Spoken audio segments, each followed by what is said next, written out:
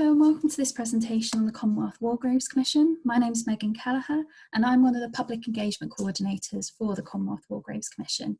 I cover the East Central region of the United Kingdom, which looks after the counties of Leicestershire, Lincolnshire, Nottinghamshire, Northamptonshire and Rutland. We'll be talking about the history of the Commonwealth War Graves Commission before looking at some more modern updates to the work that we do, as well as a few personal stories and some sites that you might be more familiar with. So who are we and what do we do? The Commonwealth War Graves Commission cares for the graves and memorials of almost 1.7 million servicemen and women who died during the two world wars.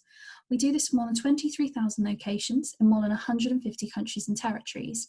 Our largest site in terms of burials is 12,000 graves at Tynecott Cemetery in Belgium, and our smallest is with just 4 casualties on Ocracoke Island.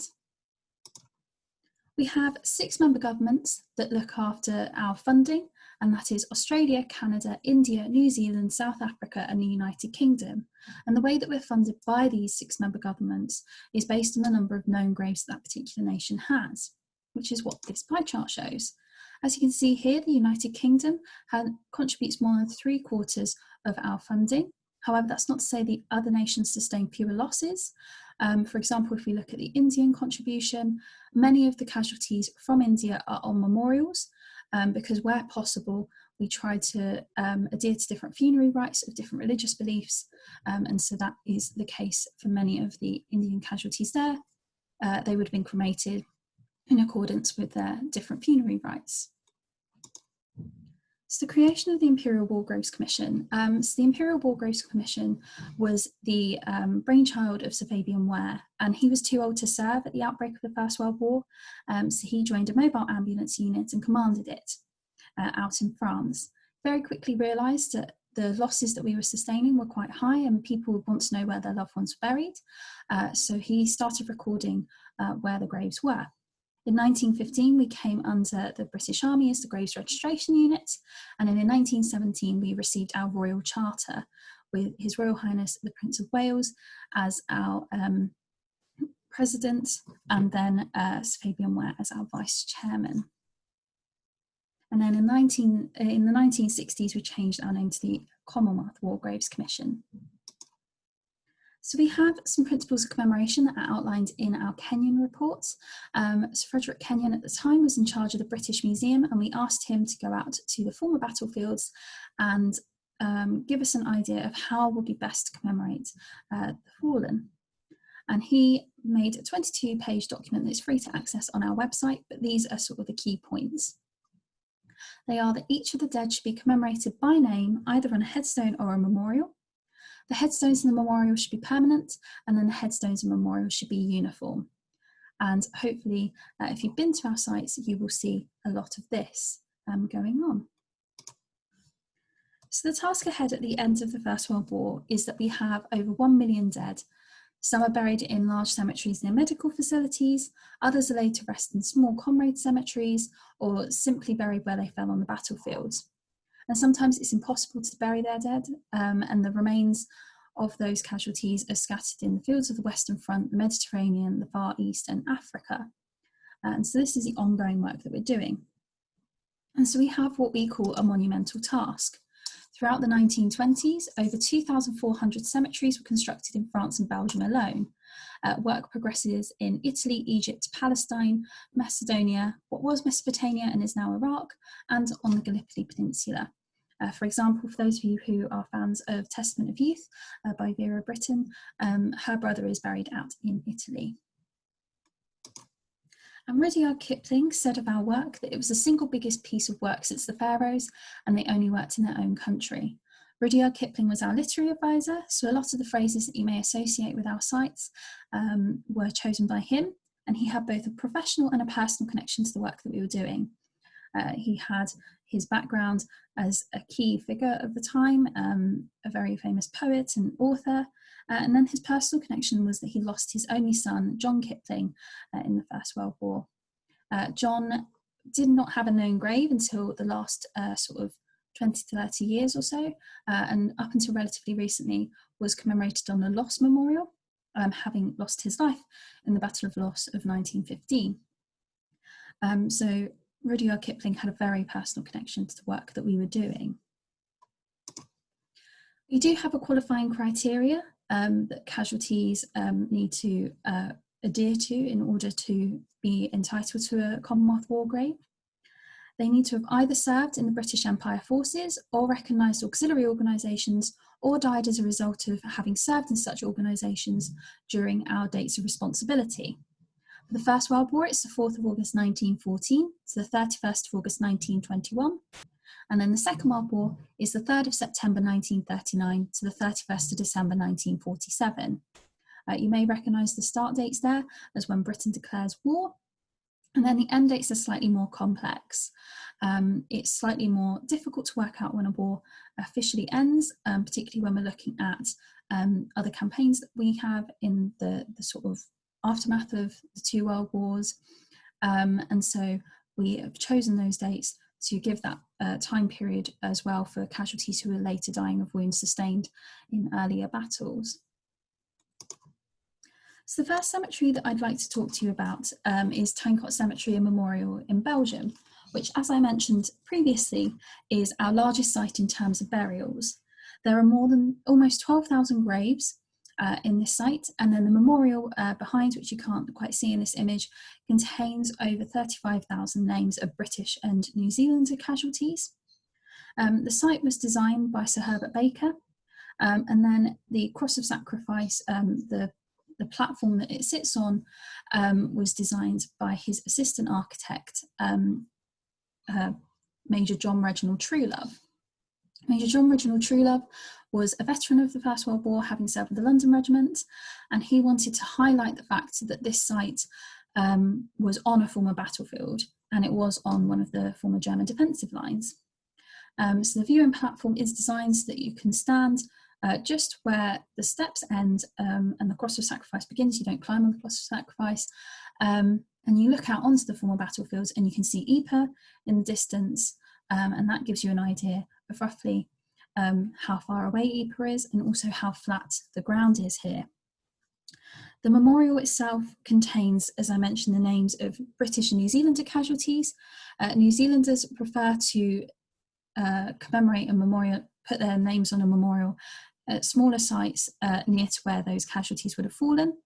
And the British names are an extension of the names from the Men in Gates Memorial, so those names couldn't fit on there. So it's casualties that died after the 16th of August 1917 that are commemorated on that memorial for the British. Then we have the Thietval Memorial in France, and this is the memorial to the missing of the Somme. As you can see, we're looking at this from the back. As in the back of the site, we have the Anglo-French cemetery, which contains 300 French and 300 British and Commonwealth casualties. The memorial itself contains more than 72,000 names of British and South African casualties that fought in this region, and it was designed by Sir Edwin Lutyens, who also designed the cenotaph in London. And then we have the Ypres Men in Gate Memorial, which is designed by the third of our three principal architects, which is Sir Reginald Blomfield. The memorial is based on the Citadel at Nancy in France in terms of the sort of brickwork and things like that, and is incorporated into the medieval ramparts of Ypres, which were designed by one of Sir Reginald Blomfield's idols, Vauban. The lion looks out onto the Ypres salient, and the memorial itself contains more than 54,000 names of British, South African, Canadian, Indian and Australian casualties.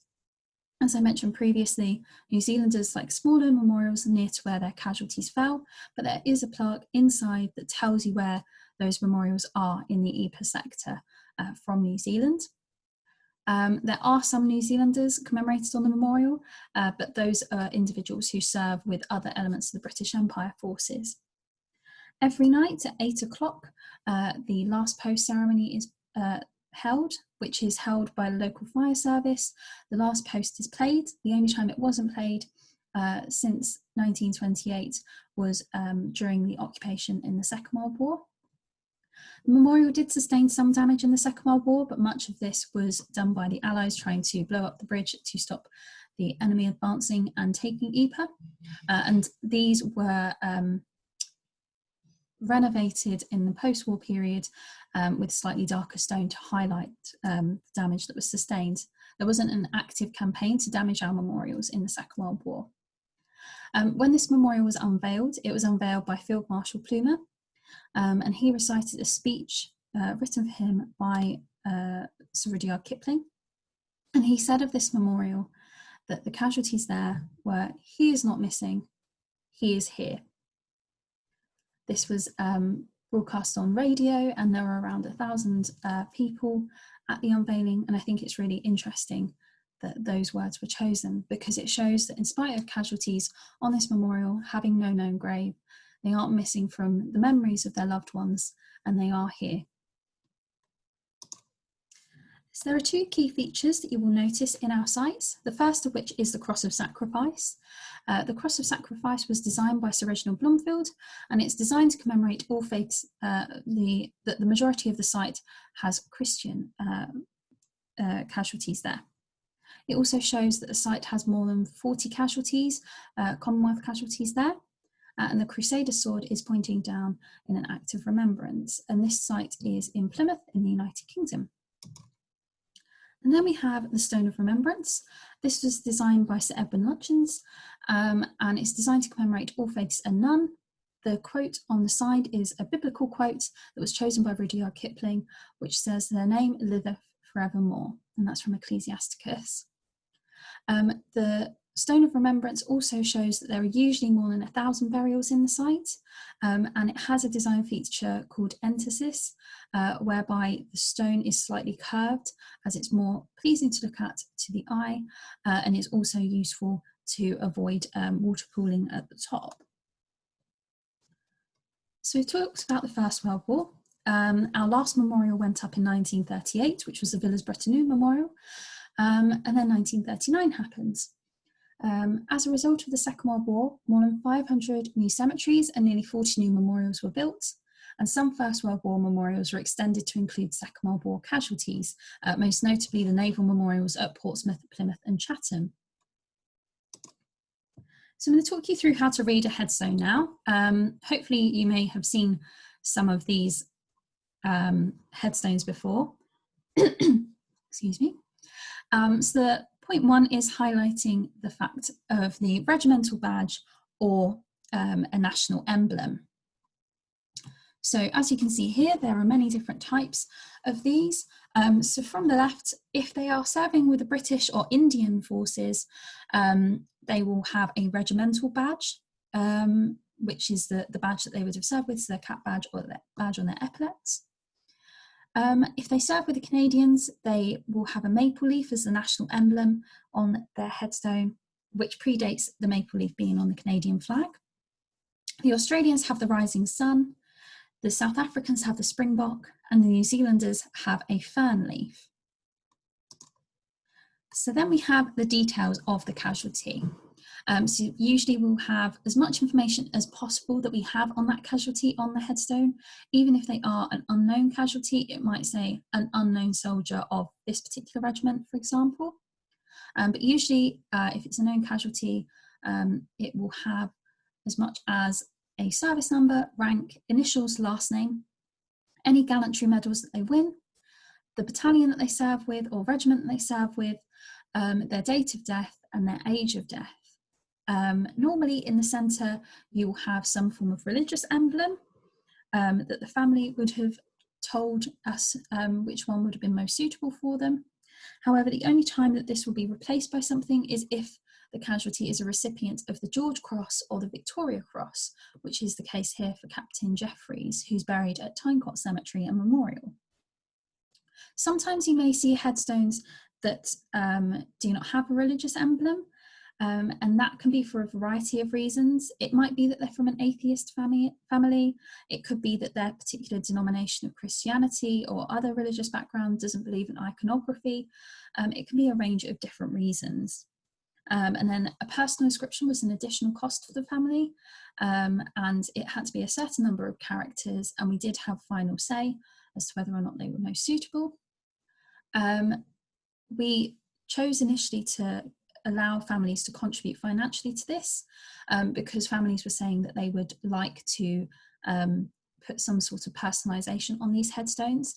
However, we didn't actively go and chase the money, shall we say, if they did not pay, and eventually it was a free addition.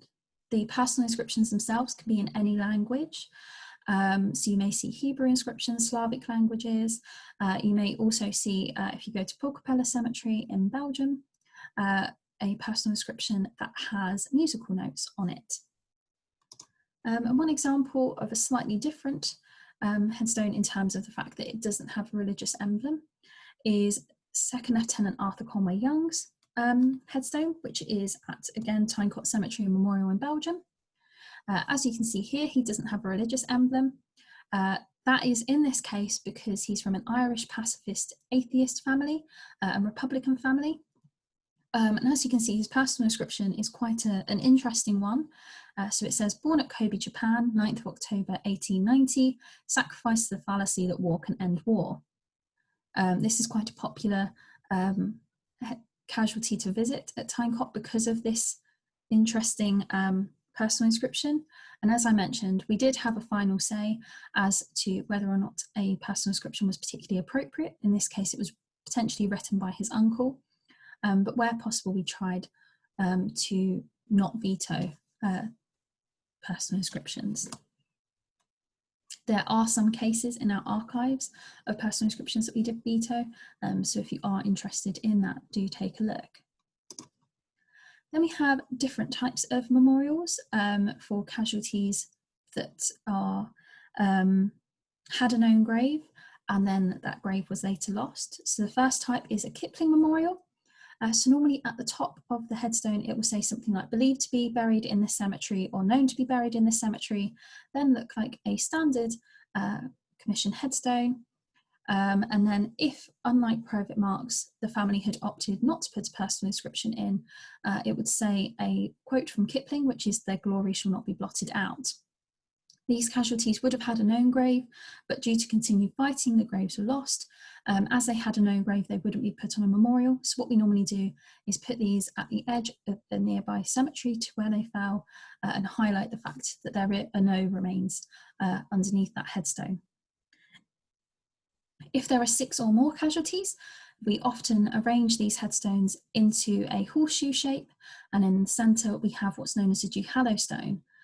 Now the centre image has the first example of this, which is at Duhallow Advanced Dressing Station Cemetery, or ADS Cemetery in Belgium.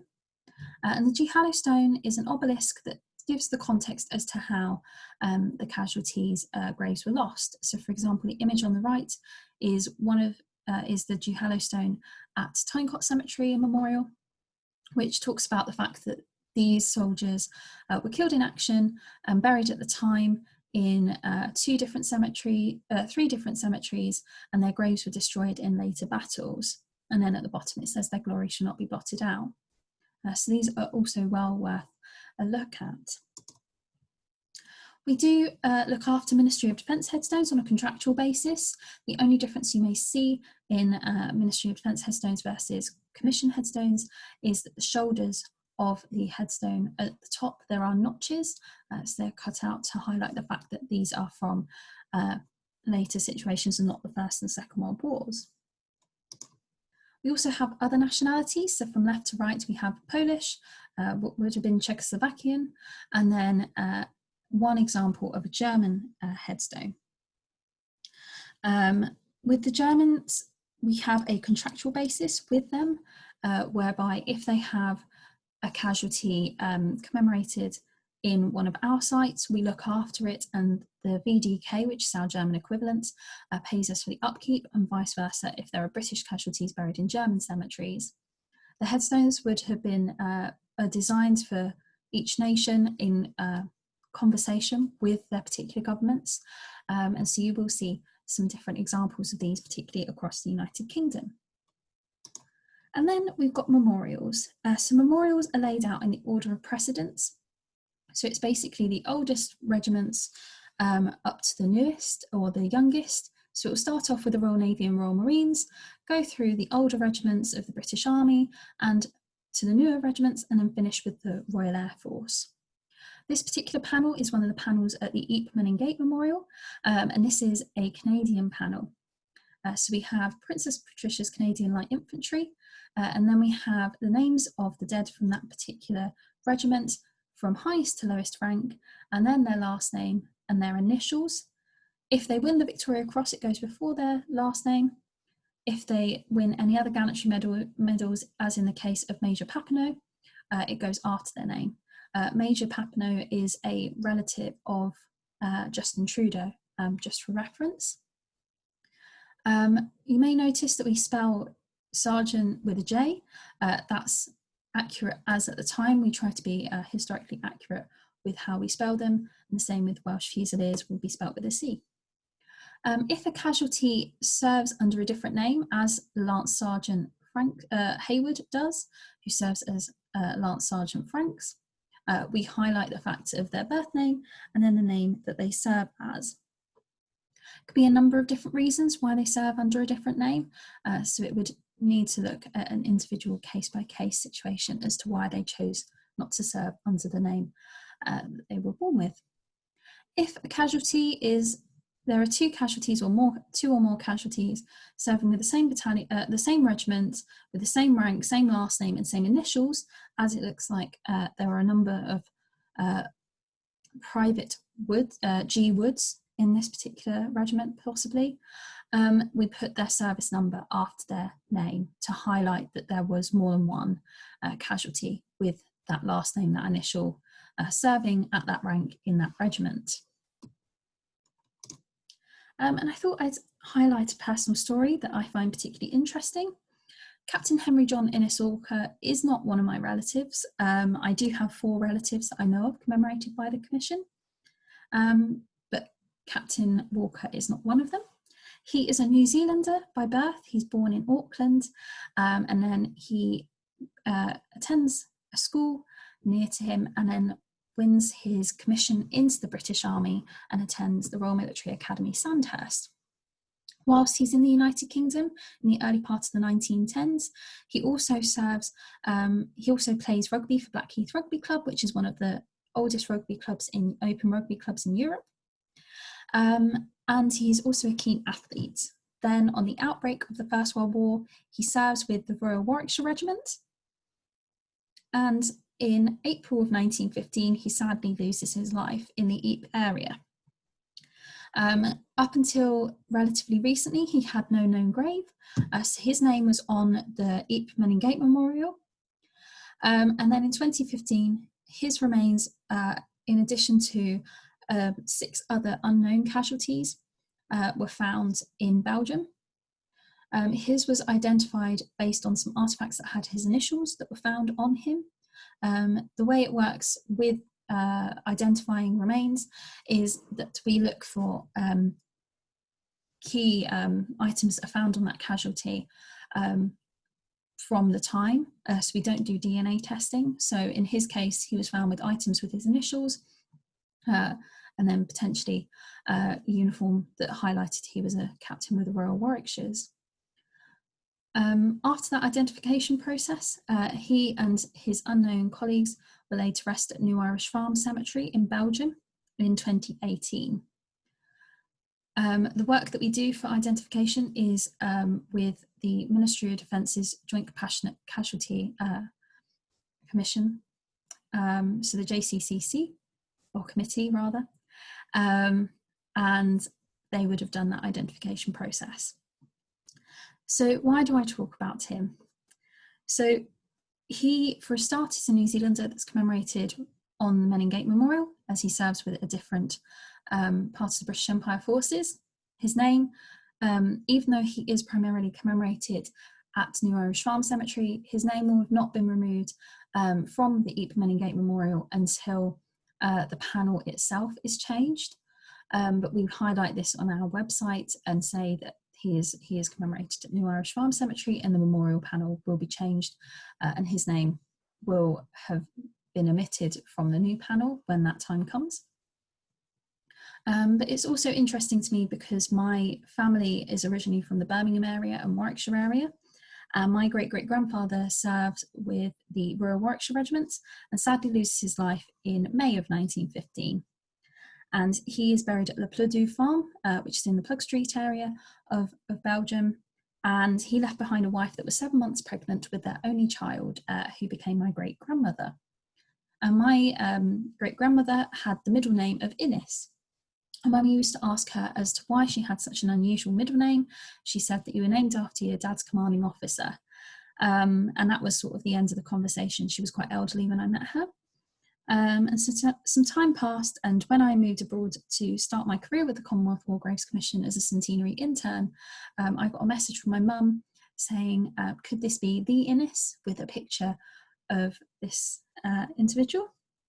Did some research, and he serves with the same battalion, the same regiment as my great-great-grandfather, and they are killed in action within a month of each other. So the likelihood is that he is my great-grandmother's namesake, and I think it's particularly poignant that the day I officially moved to Belgium to start my career over there was the day that he was finally laid to rest with a known grave with full military honours. This is just one of the 1.7 million stories that we could tell you. I'm not going to tell you all 1.7 million of them, but I thought it was a particularly interesting one. In the United Kingdom and Northern area, there are more than 305,000 casualties in more than 10,000 locations. The number of casualties commemorated in the United Kingdom are second only to France, so it's got the second highest number of casualties commemorated in it. The UK itself is split into 6 regions, and our principal architect for the United Kingdom in the First World War, for the First World War casualties, was Sir Robert Lorimer, and then for the Second World War was Sir Edward Morph.